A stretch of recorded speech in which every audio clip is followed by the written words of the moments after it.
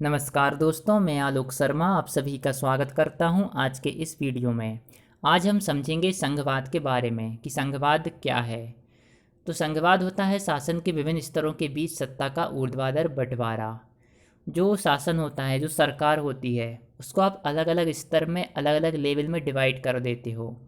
जैसे कि हमारे देश में आपने देखा होगा केंद्र सरकार होती है, राज्य सरकार होती है, और यदि आप ग्रामीण स्तर पर चले जाएंगे तो वहाँ पर ग्राम पंचायत होती है।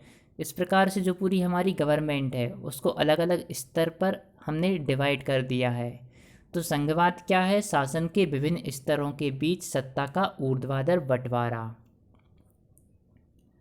संघीय व्यवस्था में दो या दो से अधिक स्तर पर सरकारें होती हैं। पूरे देश के लिए एक सरकार होती है एवं राज्य या प्रांतों के स्तर के लिए अलग सरकारें होती हैं। तो संघीय व्यवस्था में क्या होता है, जैसा कि मैंने अभी आपको बताया कि अलग अलग स्तर पर अलग अलग सरकारें होती हैं। जैसे कि हमारा पूरा देश है, पूरे देश के लिए एक सरकार होगी, और पूरे देश को यदि हम छोटे छोटे राज्यों में डिवाइड कर दें तो राज्यों के लिए अलग से सरकार होगी।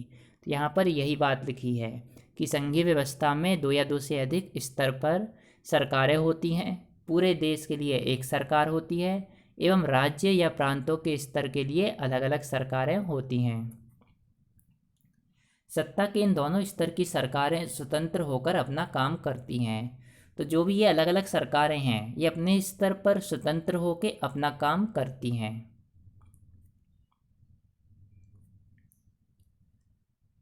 अब हम बात करेंगे संघवाद की विशेषताओं की। तो संघीय व्यवस्था में सरकार के दो या दो से अधिक स्तर होते हैं, यह बात तो आपको समझ में आ ही गई होगी।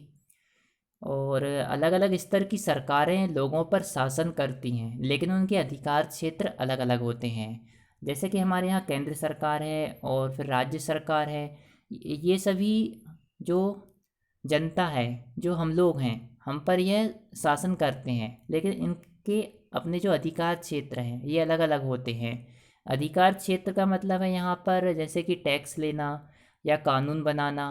तो यह अधिकार क्षेत्र ये सरकारों के अलग अलग होते हैं। कुछ अधिकार रहेंगे केंद्र सरकार के पास, कुछ रहेंगे राज्य सरकार के पास। इस प्रकार से अलग अलग स्तर की जो सरकारें हैं लोगों पर शासन करती हैं, लेकिन उनके अधिकार क्षेत्र अलग अलग होते हैं। सरकार के अधिकार क्षेत्रों का वर्णन संविधान में होता है। जो अधिकार क्षेत्र हैं इनका वर्णन कहाँ पर होता है? यह संविधान में होता है।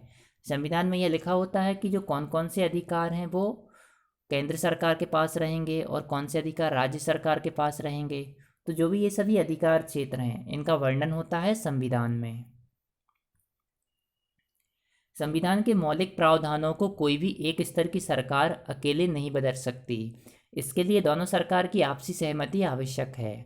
जो संविधान के मौलिक प्रावधान हैं, जो संविधान में लिखा हुआ है, यदि उसमें आप कुछ बदलाव करना चाहते हैं तो यह केवल किसी एक स्तर की सरकार के द्वारा नहीं किया जा सकता। इसके लिए जो अलग अलग स्तर की सरकारें हैं सभी की आपसी सहमति का होना बहुत ही आवश्यक होता है। यदि विभिन्न स्तर की सरकारों के बीच अधिकारों के विवाद की स्थिति आती है तो इस स्थिति में सर्वोच्च न्यायालय महत्वपूर्ण भूमिका निभाता है। तो जो अलग अलग स्तर की सरकारें हैं इनके बीच यदि अधिकारों के विवाद की कोई स्थिति आ जाती है कि कोई सा ऐसा अधिकार है कि उसमें कुछ विवाद आ रहा है कि यह अधिकार हमारे क्षेत्र में है या यह अधिकार हमारे क्षेत्र में है, तो उस स्थिति में उस विवाद का निपटारा किसके द्वारा किया जाता है? सर्वोच्च न्यायालय के द्वारा। तो यदि विभिन्न स्तर की सरकारों के बीच अधिकारों के विवाद की स्थिति आती है तो इस स्थिति में सर्वोच्च न्यायालय महत्वपूर्ण भूमिका निभाता है। वित्तीय स्वायत्तता प्राप्त करने के लिए विभिन्न स्तर की सरकारों के लिए राजस्व के अलग अलग स्रोत होते हैं। वित्तीय स्वायत्तता मतलब कि जो सरकारें हैं, यदि केंद्र सरकार को कुछ भी कार्य करना है तो उसको पैसे की आवश्यकता होगी। इसी प्रकार से राज्य सरकारों को कुछ कार्य करना है तो उनको भी पैसे की आवश्यकता होगी। तो वह पैसा कहाँ से मिलेगा? उनको पैसा मिलता है जनता के द्वारा, जो जनता टैक्स देती है उसके द्वारा उनको पैसा मिलता है। तो जो वित्तीय स्वायत्तता प्राप्त करने के लिए जो विभिन्न स्तर की सरकारों के लिए राजस्व के अलग अलग स्रोत होते हैं। तो कुछ जगह से राज्य सरकार के द्वारा टैक्स लिया जाएगा, कुछ जगह से केंद्र सरकार के द्वारा टैक्स लिया जाएगा। इस प्रकार से जो अलग अलग स्तर की सरकारें हैं उनके लिए जो वित्तीय स्वायत्ता प्राप्त करने के लिए विभिन्न स्तर की सरकारों के लिए राजस्व के अलग अलग स्रोत होते हैं। संघीय शासन व्यवस्था के दो उद्देश्य होते हैं। पहला, देश की एकता की सुरक्षा करना और उसे बढ़ावा देना, और दूसरा, क्षेत्रीय विविधताओं का पूरा सम्मान करना। तो कोई भी संघीय व्यवस्था है यदि, तो उसके यह दो मुख्य उद्देश्य होते हैं। पहला क्या होता है कि देश की एकता की सुरक्षा करना और उसे बढ़ावा देना, और दूसरा, क्षेत्रीय विविधताओं का पूरा सम्मान करना। तो दोस्तों, यह आपने देखा कि संघवाद क्या है और उसकी विशेषताएं। तो यदि आपको मेरा वीडियो पसंद आया हो तो इसको लाइक अवश्य करें, और यदि आपने अभी तक मेरे चैनल को सब्सक्राइब नहीं किया है तो मेरे चैनल को सब्सक्राइब अवश्य करें। आपने मेरे वीडियो को देखा, इसके लिए बहुत बहुत धन्यवाद। Thank you.